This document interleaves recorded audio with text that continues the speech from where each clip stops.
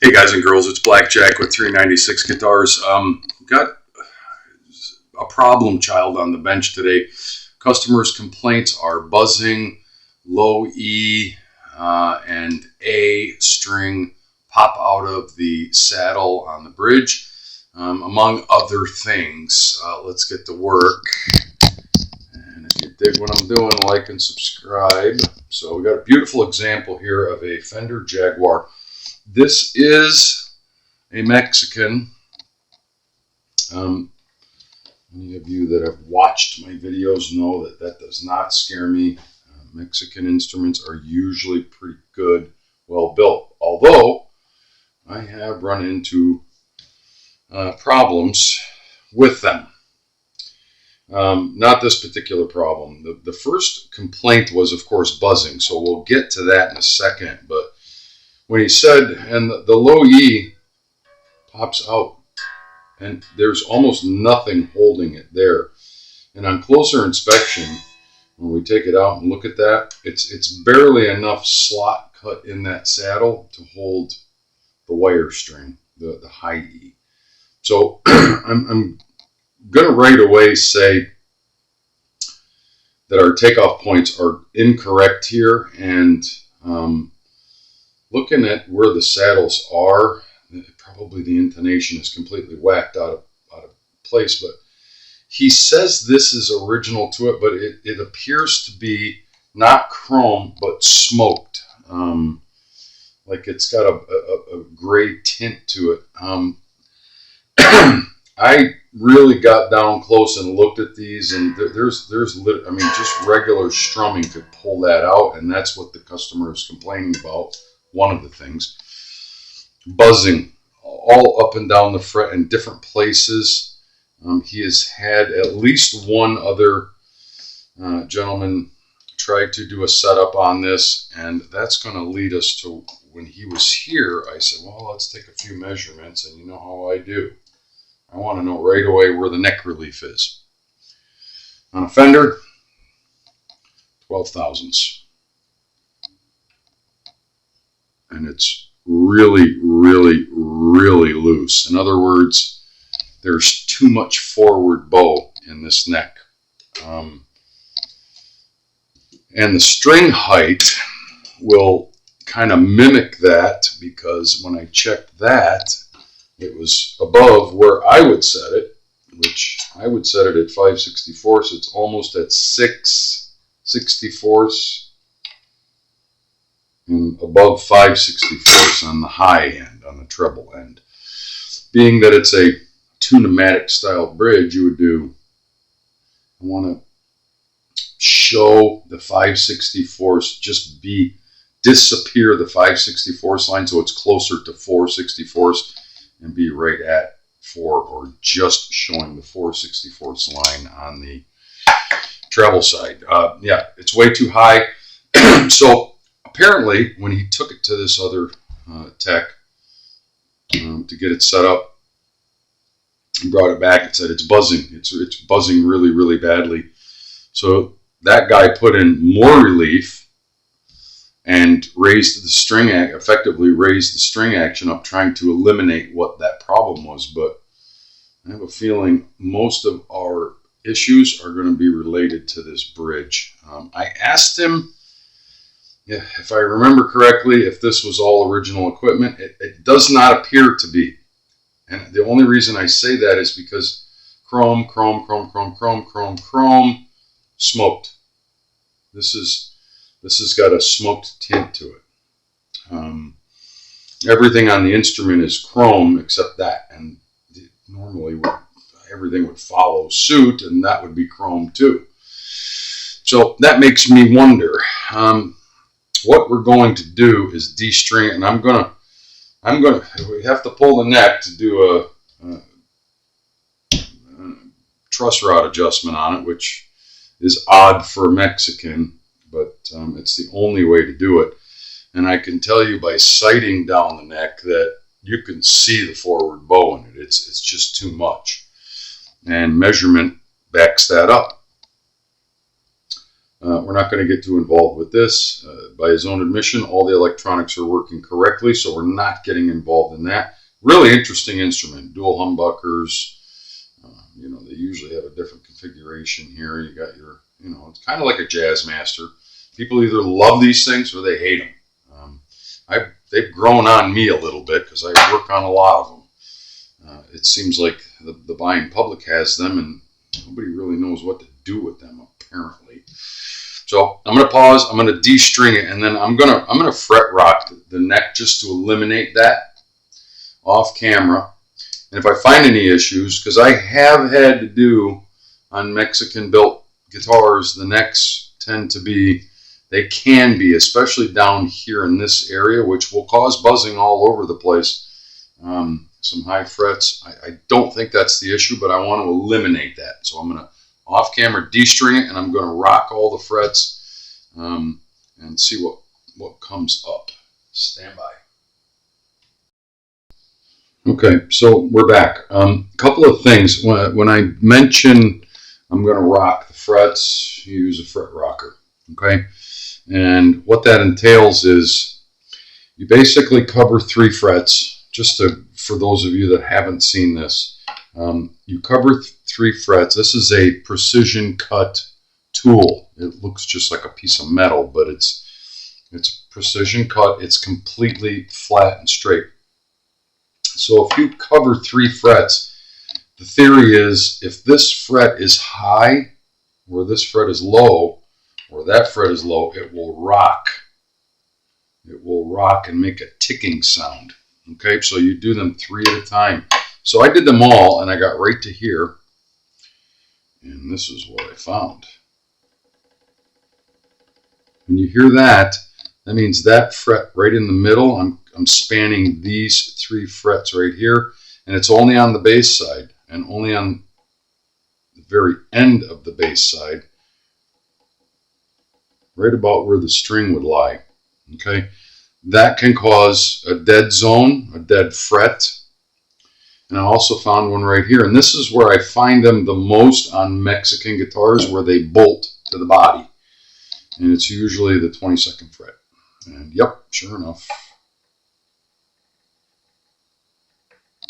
that's actually rocking. This fret is higher, so that noise you hear is it clicking on these 2 frets. That's how you know. Now, that's a misnomer because I don't think they're rocking or high enough to cause all the complaints that this customer is telling me about. Moving on back to the bridge, and I'm going to keep coming back to the bridge because this is what I found. I knew there was something going on here because this is smoked. It's got a gray tint to it where everything else is bright chrome. I don't think the guitar came with this or the posts. These are smoked. They're a different color than the chrome. Even the camera can pick up on that. They look black on the camera. The thread inserts are chrome. Those are original. Somebody put this bridge and saddle assembly on there. And to confirm all that, it says Goto, Japan, right on the back of it. Okay. And these are all of these slots that are cut in here, they're pre-slots. They need to be cut out to the string width corresponding to each one, which would be the E, A, D, G, and so on. When you get down to the wire strings, you really don't need to cut them that much. But what you have to pay attention to when you get to the setup is that your string height follows the radius of the board all the way across. Yeah, when you're doing a setup on a tune-o-matic, you only raise or lower the bass side or raise or lower the treble side. But if you ever take the time to look at the cross-section of this tune-o-matic bridge, the saddles go in an arc, and that arc mimics what is on this board. Now, right now, I don't know if it's the same as the board, and it really, to me, it doesn't matter. If I was to buy a brand new Gibson tune-o-matic to put in this guitar, it would come completely smooth. None of the saddles would have any marks in them at all. You install it and you string it, and then you get your string spacing exactly where you want it on the instrument, and you tap it, each saddle, with a a hammer, a small guitar hammer, a luthier's hammer, call it what you want, usually a brass hammer. And those strings are now no good, but what you've done is you've marked exactly where you want to be, and then you go to filing your slots. And what I'm going to attempt to do is file the slots for this in preparation for the final setup on this instrument. And the final setup is going to be string it, set the neck relief, get all of that done, and then when we get to string height, we're going to kind of set our string height where we want it. But more importantly, we have to make sure that we have the same all the way across. It has to be, and I will use 5/64 as a measurement. And every string will have to be cut in these slots to mimic that radius of the fretboard. Once you have that done and you have the slots wide enough, see in this particular instance, he's putting 12s flat wombs on this instrument. So I'm going to cut the low E to, well, I'm going to start at 46 and try to widen it out on the sides a little bit. You have to be super careful not to go too deep. It's all about that radius. But that's why his strings are popping out, and that's why he's getting buzzing, I think, more than anything. His takeoff points on the saddles are completely incorrect. The string is actually sitting on top of whatever little groove is there, and it has no opportunity to sit and resonate into the body, which is just as important up here. You hear about takeoff points. That's where the string, the leading edge of the nut, that's where the takeoff point is for the string. We have a takeoff point on the saddle as well.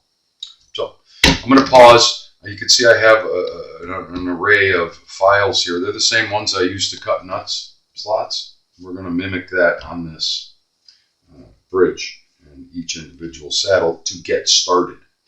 First, we're going to cut the widths, and then when we get to final setup, we're going to start worrying about how deep they're going.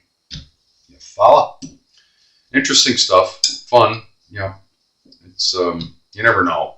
You never know. And any tech worth his salt should have known, just looking at that first of all, it didn't come on this instrument, and second of all, this is how they sent it. It's pre-cut, and they shouldn't even pre-cut these because I'm not 100% sure that they're going to line up where I want my string spacing.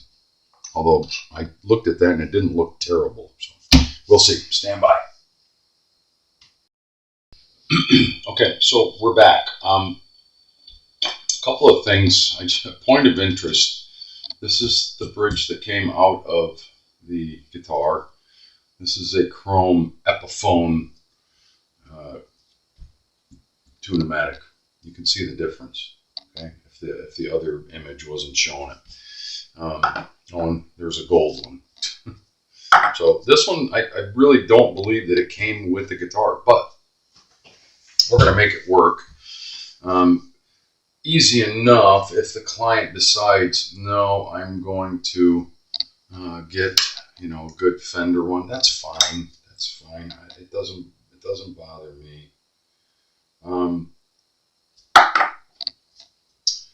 Just making sure of something. So it's hotly debated which direction the intonation screws go.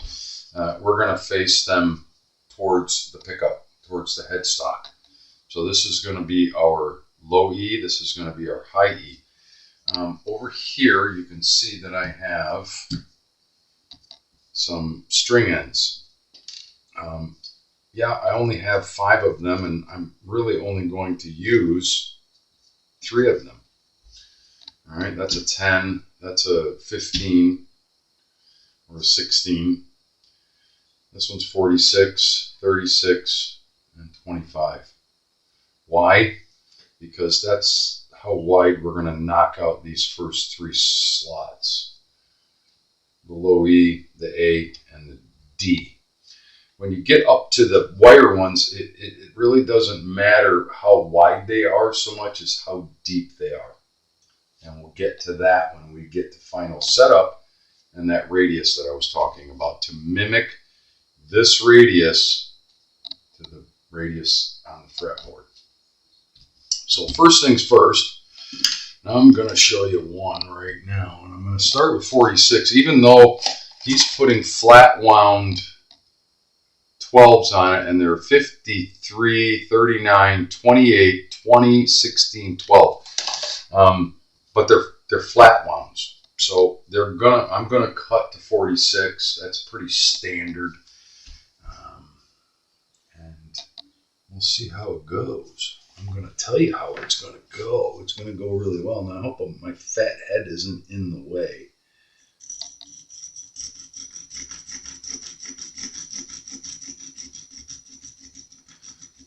And a little bit at a time.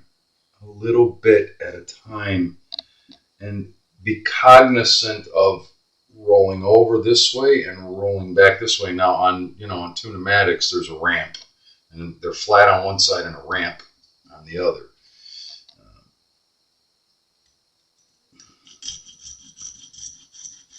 And then this is only the first part. This is only the first part.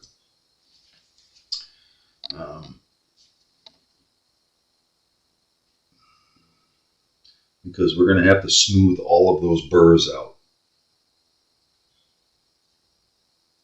I could feel one right in the middle. Yeah.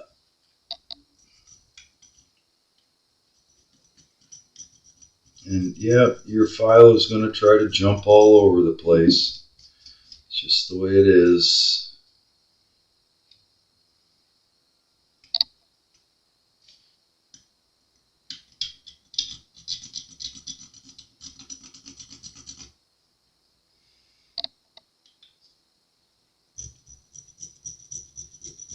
Sorry if my head's in the way.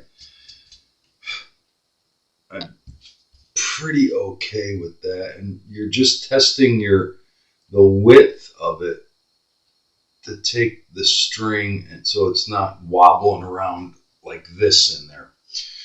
And that's pretty critical. And then you want to feel for burrs, right? And if you hear something like that,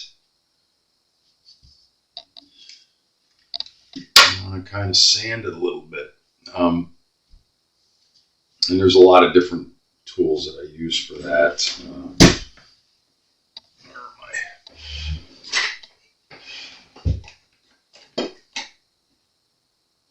Sometimes I'll make them a little bit bigger.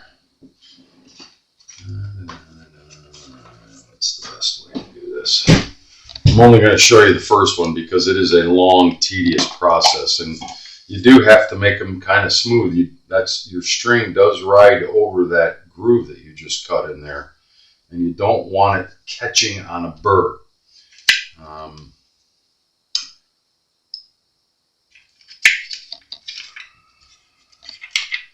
You want something first a little bit aggressive. You know what I'm going to use? Yeah, I think I'm going to use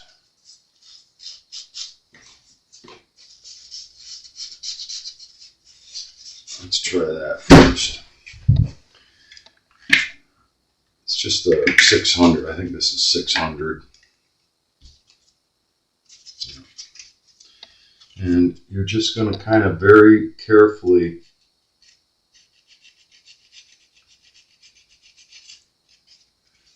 get in there and take the burrs off. And it'll smooth up pretty quickly.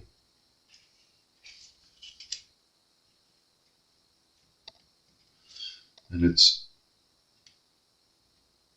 there's one right in the middle that I'm not crazy about.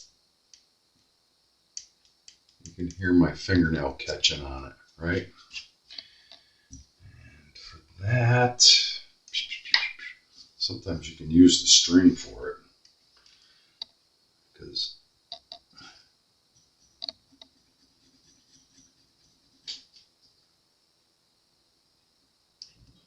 No, there's a good ridge in there. I'm going to pause really quickly. I got to find a special tool for that. So I'm back, and triangular file, and it's not, you're not mimicking the angle of that for the slot. What you're doing is very carefully